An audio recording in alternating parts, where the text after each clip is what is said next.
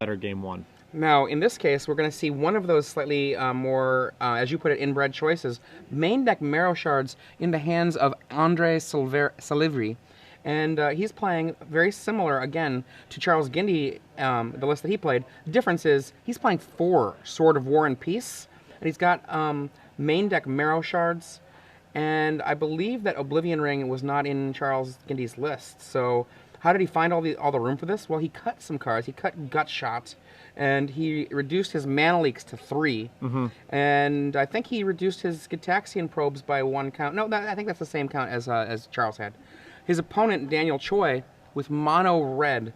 Normally a wonderful matchup for mono red. It's worth noting that the 4 main deck Sword of War and Peace are not a joke. Yeah, and they were, I think, more of a metagame call for beating the white creature decks, where if you were watching it all yesterday, you saw War and Peace occasionally dominate those matchups in places where the Pike wouldn't have been as nearly as good, but clearly 4 Sword of War and Peace, also nice to have against your mono red opponent. For those of you who are just joining us right now, this is the Star City Games Live Open Series here in Los Angeles. I'm Adrian Sullivan, joined in the booth by Patrick Sullivan. Hello. Now, as we were saying about like the way that this matchup played out, 4 Sword of War and Peace, not for red specifically, but it's okay that it's against red. And it's better than okay. Yeah, it's better than okay. And last round, in the top 8 yesterday, Andre Selivri in Selivra, he actually beat a mono red deck that was packing main deck Ancient Grudge. Yeah. ×2. Yeah, definitely. That other red deck in the top 8 was definitely made concessions to improve his blade matchup, but was not enough. So we're underway here, and Daniel's starting off with a turn 1 Grim Lavamancer. Attack for 1. And he has the Marrow Shards. Now, Daniel has a couple weird card selections, or non-conventional card selections in his deck. The most of all being Mutagenic Growth, which would have been sweet to have there, but it appears he does not. And no 2-drop, no second mana from Daniel Choi. Yeah. And pass, says Selivri. And he just drew the Mutagenic Growth. Oh, that's so sad. Turn 3, we're going to see our Delver here. Yep. Island, Island, Island, Delver versus a Mountain.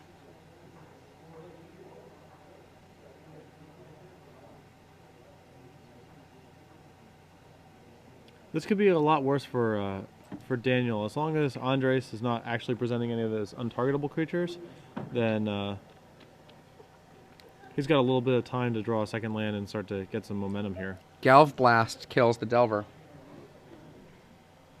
But the minute he finds an Invisible Stalker or a Geist and a white source of mana, this gets pretty bad for Daniel very quickly. So, revealing a hand of Mutagenic Growth, Galvanic Blast, Berserker, Gut Shot, Incinerate, and Hero of Oxidridge. So a hand that's not even especially good even if he draws running lands, unfortunately. I wonder somewhat if Choi views this matchup as so good that he just didn't want to mulligan and kept kind of a hand that had a couple of burn spells and a single creature. Yeah. Remember, he did not have that Mutagenic Growth in his opening hand, so both of these players have also seen each other's deck lists. The top 8 does have full information.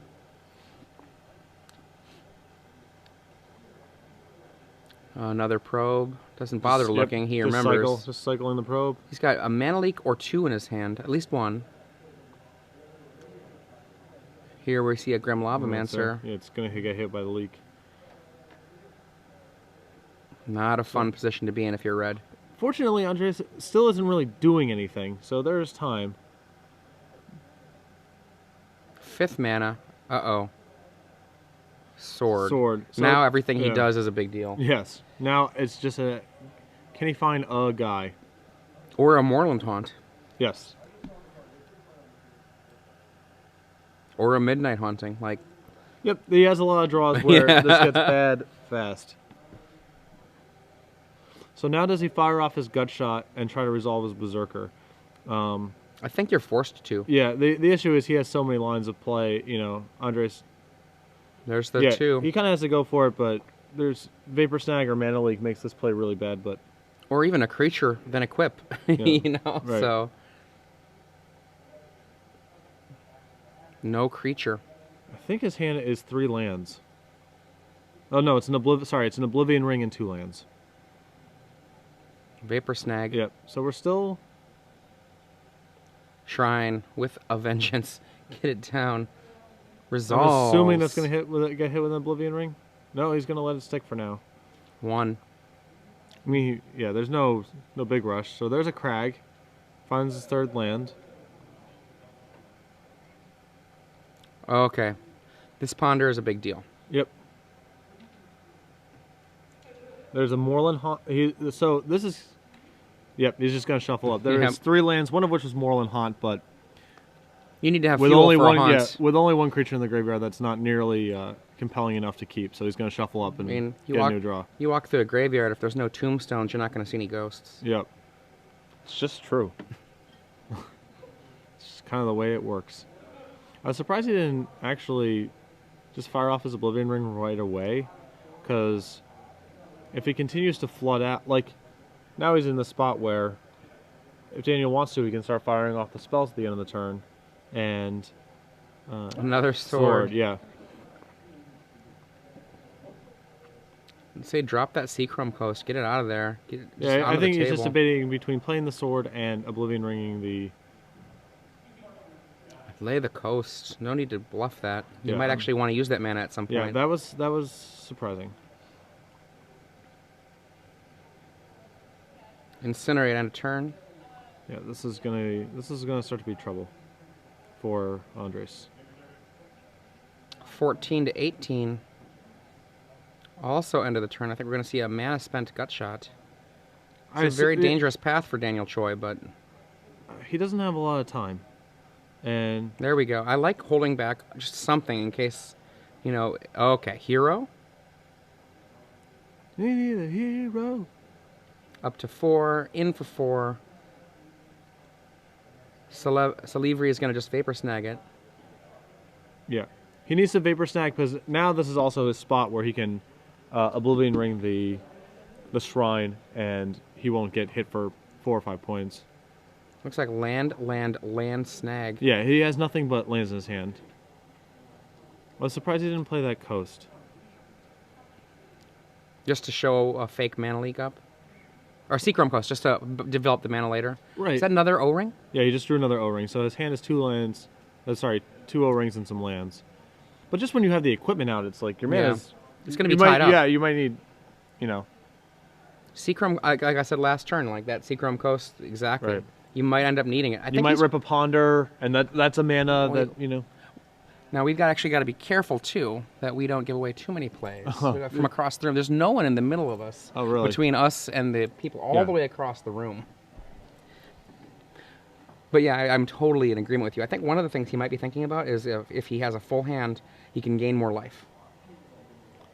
Sure. But I think if you get your 2 red-white swords on a guy, if you find, like, that's... Sufficient. Yeah. I agree with you completely, but I'm just trying to figure out the path Sure. that he's imagining. It takes 4, goes to 10. Gut shot still in Daniel Choi's hand. Good call. There's Midnight a Midnight Haunting. Haunting. All right, so... Now, if he had 2 more land, he could Yeah, haunt. this is now where not having made that land drop is a thing.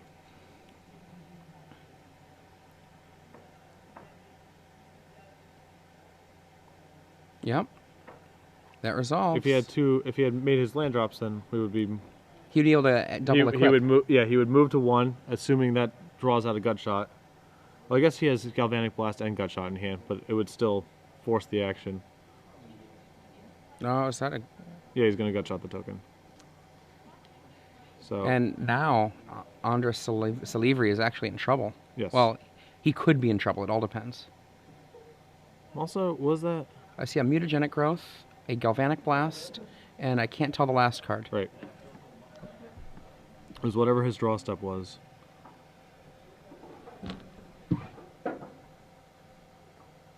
Alright, so the hero's going to get in and the token can't jump block.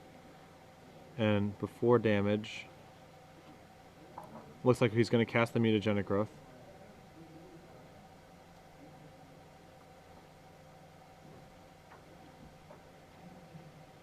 So that's a 6 ball.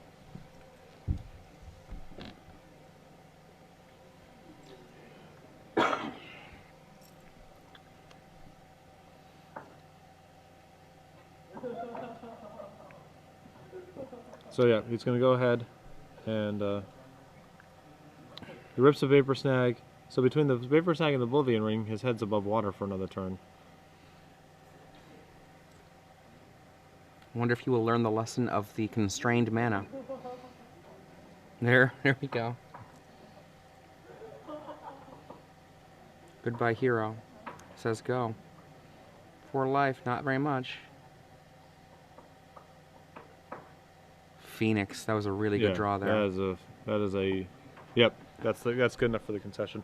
The other play that I was a little curious about was the Midnight Haunting turn. I feel like you're better off Oblivion Ringing the hero, and instead of trying to play the Midnight Haunting, you know from the earlier Gitaxian Probe that you're not going to be able to equip that turn. So Oblivion Ringing there saves you 4 because the hero doesn't hit you. Also, you get to make a land drop. The subsequent turn, you can make another land drop, and now you have Midnight Haunting and 4-up, and it's way more likely that you're going to be able to absolutely actually get that piece of equipment on your token, and then you can start trying to take the game over from there. Absolutely. Okay, so for those of you who are just joining us, I'm Adrian Sullivan. I'm joined here by Patrick Sullivan. Good morning. And if you have been watching us all weekend, you know that kind of the story of the weekend has been the continuing play of the blue-white decks, whether they are Moorland Haunt supporting Haunted Humans, kind of a white weenie build, or whether they're Moorland Haunt supporting Delver and equipment. Yep. But also in our top 8 yesterday morning, and you can see this in the coverage in the deck lists, there was one deck that was being played that we actually thought might have had a good chance to knock out one of the blue-white Delver decks. This deck was pretty much perfect. Yep. You know, it was 60 perfect cards, and since he had the 60 perfect cards, he had no sideboard. Yeah. Unfortunately, his draws in the top 8 were pretty bad. Pretty bad. And you know, to be clear, as Patrick put, obviously not having a sideboard is a problem. My question to you: to win 3 or 6 months now of Star City Games Premium, what color combination was he playing with his perfect 60 deck? Yeah. He was playing no sideboard, top 8 at a Star City Games event here. I think it's the first time we've ever had a no sideboard deck, I have to assume, you know, make the top 8. There were hundreds of people here, and here he comes marching in, no sideboard. Hashtag SCG Premium. What color combination? 2-color deck. 2-color deck. What two-color combination did he play in order to make the top 8? Put the answer to hashtag SCG Premium. One lucky person with the correct answer will get 6 free months of Star City Games Premium. So it looks like we're moving on to sideboards here. So let's take a look at what we got here. Andres has quite a bit of action. He has a Batter Skull. He has 2 more Marrow Shards he might want. He has 2 more Gut Shots he could potentially want. He has 2 copies of Timely Reinforcements. So a lot going on there. The cards, what is he looking to cut here? I assume Merfolk Looter is the first. Merfolk Looter is gotta go. First one to go. Mana Leak, I would say, is the next one that's weaker. However, Mana Leak is reasonable against a card like Hero of Oxidridge, which can really do damage in a late game. Yeah, Daniel's deck actually has a fair number of... he has 2 copies of Hero of Oxidridge, but otherwise it's not doing a ton there. One card that I have found that is unexciting in this matchup is I found that Gitaxian Probe is not particularly good against red, because basically their hand is creatures which are on the table or are going to be on the table, and burn spells which kill your guys. Right. And it doesn't really matter which ones. You know, either they have stuff or they don't, and if they have stuff, you're just in trouble, and if they don't, well, you know, that's great, you're going to win. Right. So the 1 mana or the 2 life, both of which are actually big resources. The danger of taking out the Gitaxian Probes, though, the probes really help make the deck's mana work. I mean, the deck is not playing enough lands, but Gitaxian Probe helps it work. Yeah, Gitaxian Probe is part of the equation for justifying its land count, so it's always danger. I think a lot of people have the instinct of taking out their cantrips, and often, I mean, it's interconnected with other parts of the deck, and they help you, you know, find your sideboard cards faster, which is sort of a... What I usually like doing is if I'm playing 4 probes, I like cutting about 1 or 2 probes, depending on how much I want to go in. Because like you said, you just can't go too far into it. Yeah. He's only got 3 probes, though. I also wouldn't mind shaving out a Vapor Snag, because you don't want to draw a bunch of those. Like, the game's going to be fought on the ground, and you're trying to slog through their removal. so the tempo game becomes less attractive to play, especially after board when Daniel has access to Slag Storm. So if you're playing a bunch of bounce spells and he's putting in a bunch of sweep, it's probably going to be hard for you to win the game quickly. And then those, the fact that you're drawing all these bounce spells instead of actual action it catches up to you. I mean, his access to Ancient Grudge from Daniel Choi, that makes a lot of the ways that that Andres Selivra is going to plan to try to fight this game less reasonable. Mm-hmm. Right. So how do you think he's going to sideboard? On the draw, I would always take out Noble. That's like just the first guy to go. Especially if you're bringing in Slagstorm, then it's, I think this is going to be one of those a couple opportunities where we might disagree a little bit.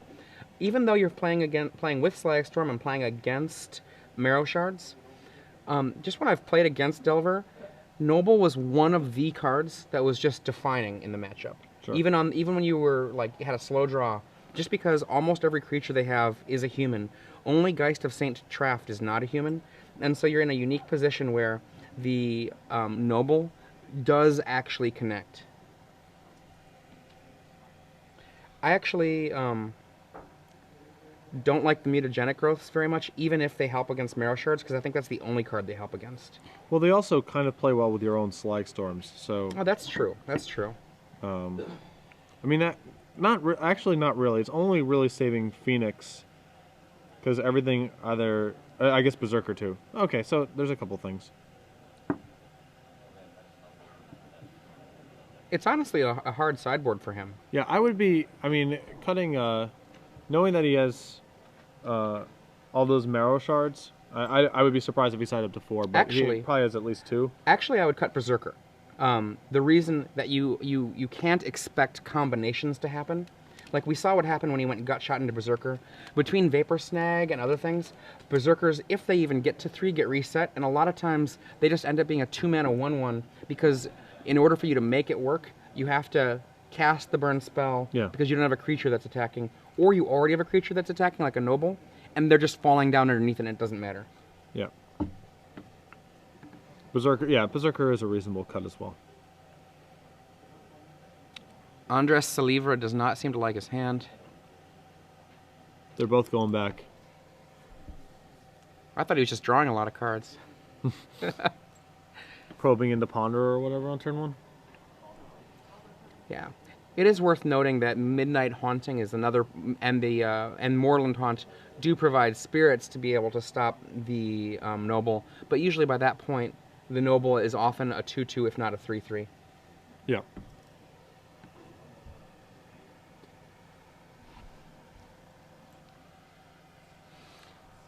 So we have a question from out in the universe of, do you look at the top before mulling? What do you do? I assume that means, do you look at the top after mulliganing? Since well, looking at the after top you declare a mulligan, okay. right? Yeah. So you declare a mulligan. Do you look at the top card? No. Why? I don't know. Like, the decision's right or it's wrong, but what the top card of the deck is has nothing to do with whether or not the decision's right or wrong. I always look at the top every time, and it's one of those things where I feel like it's just a little bit more data. And generally speaking, I feel like the only reason that one doesn't need to look at the top is if you feel like you're going to start making bad decisions. Like you say, the decision's right or wrong. And sometimes there are those corner cases where you're like, this is a close one.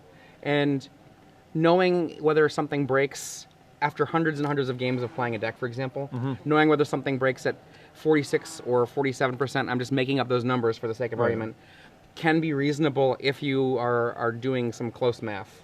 To me, it could only lead me down the path of the roulette wheel came up black 5 times in a row, time to bet on red. And, I just don't want it. Yeah, well, I mean, as long as I'm you just going down to 5 here? I think so. Yeah. As long as you don't believe that the dice have memory, like the classic bad gambler's maxim, the dice have memory, right? It's not the case. If you roll a 6, it's not going to be less like the 6 has been used up. Yeah. That's less hot now. Right. So yeah, I do not look. It's in my head, I can do this sort of like, well, I'm 50-50 to draw. I'm on the draw. I need to draw a land in the first 2 turns. I'm, whatever it is, 50-50 on each draw step, which puts me at, 70 whatever to percent to hit. Weighing that against like Right. What's my expected outcome on a mulligan, and whether or not the top card of one of the top two cards of the deck was a land or not is like, well, that's just a random permutation. Like, I know what the odds are that that's the case, or if it's not the case.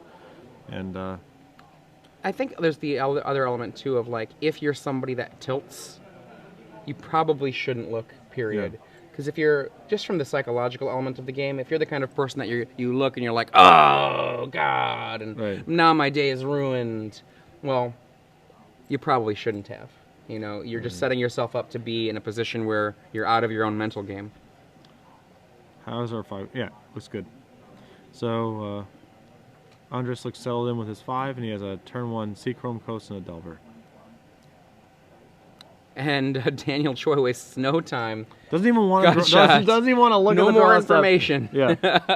Could that have potentially influenced things? Yeah, maybe. But whatever. That thing's dead. Noble. Turn 1 Mountain Noble.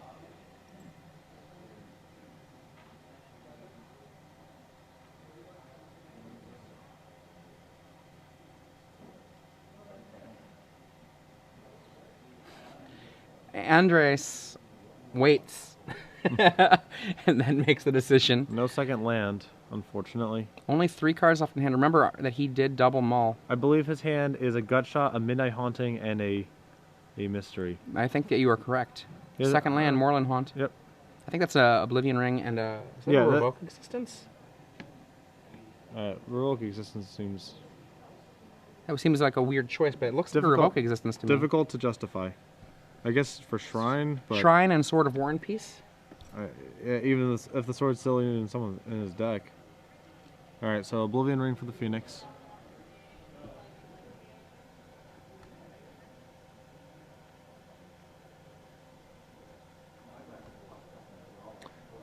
And no play, so... And a timely reinforcements for Andres, so we've actually got a game now.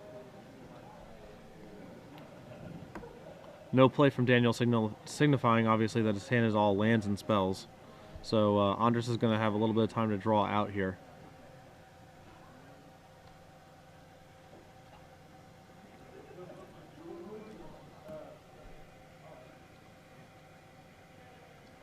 So we're going to make a Moorland Haunt token here.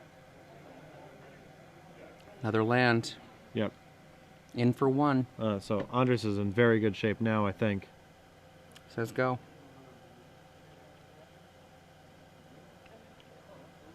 Grim Lavamancer? Yep. I assume that's going to that's gonna earn a Gut Shot. 1 from a Spirit. We're gonna see, I think, Invisible Stalker. Well, that does make his timely a little less good. Yeah, so I still like putting the Stalker down. Yeah, I'm pretty sure it's still going to be gain 6 at some point, so it's hard for it to be too bad.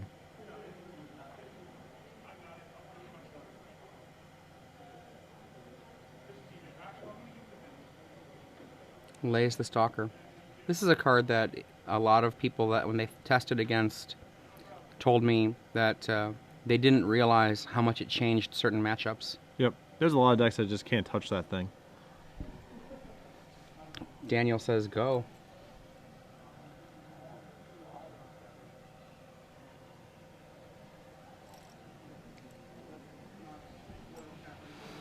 Slag Storm. When I can't remember who it was that seems fine. was talking about this card when it was printed. It might have been Evan Irwin, it might have been someone else, but I do remember them saying, "I just don't know if this card's any good." And I was like, "Seems like a fine card to me." Like 2 good modes.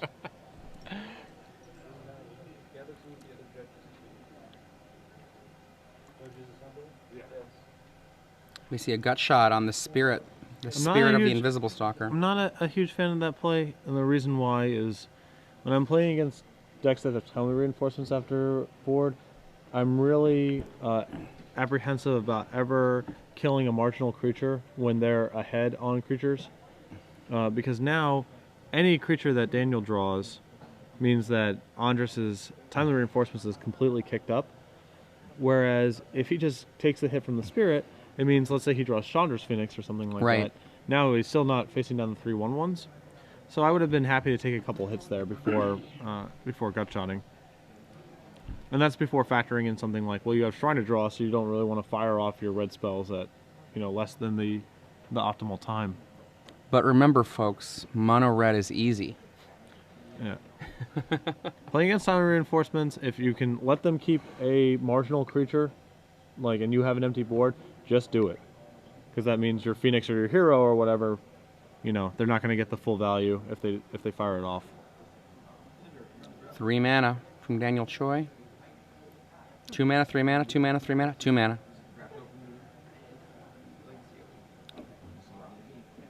What's going on here? Oh, we have the Gutshot Berserker play again? I think we do.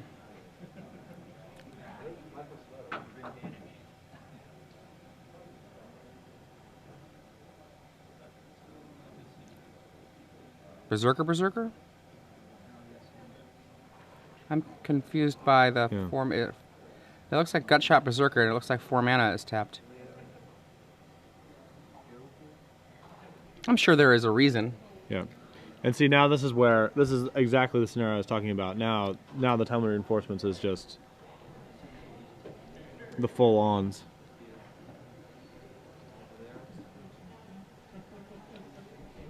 Another classic mono red player from the past, Ronnie Serio, chimes in online telling me also a couple of hits from the Spirit means that the Timely Reinforcements life gain turns off. Yep. And so Andres is just pondered into Red-White Sword and 2 islands, and he's kind of flooding out already. So the question mark is the sword worth enough to him to warrant drawing 2 lands? The thing that has to be on his mind is the fact that Daniel still has a bunch of spells in his hand. One of them could easily be Ancient Grudge. Absolutely. So overvaluing that sword may not be. The judge says about Daniel Choi, that mana float, no particular reason that it just was floated. Timely. Look at that. 1 life behind becomes 5 life ahead. 3/1/1s in play. How do you feel about that? Okay. If you're not sure, last night Patrick and I, went out, so maybe that could be it. He incinerates himself to turn off the life gain. That is effective reduction of. I suppose that. Suppose that's true. I mean, he just sixed on Andres by doing that, right? Sort of. If we assume Healing Salve and Lightning Bolt are the same card, then yes, that is true. Also, now with no hand, all right. Hero. Not a bad draw. Take 8. Go to 5. Now, with the 3 cards in hand, it's going to be 4 cards. There's enough mana here for he can sword gain 3, but he might not be able to be in good enough shape. Yeah, it's actually just he needs to leave his guy back on defense, actually, to prevent. Oh, I don't know what it is. Oh, he has enough mana to. Hold on, did he underpay? Is there only 4 mana tapped? There's only 4 mana tapped there. Hold up 1 second. I mean, he has a land drop he can make here, but it's.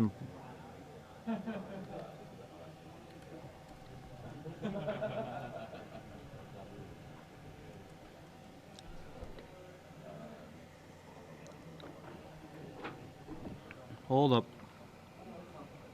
There we go. There we go. There we go.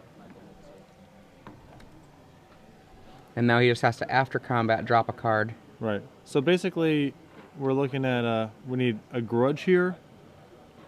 Or a. Is that a Grudge? Is that a Grudge?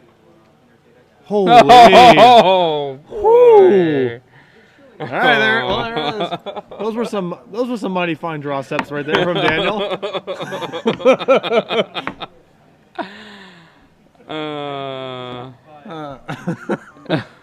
Not bad. All right, so Daniel Cho 2-0.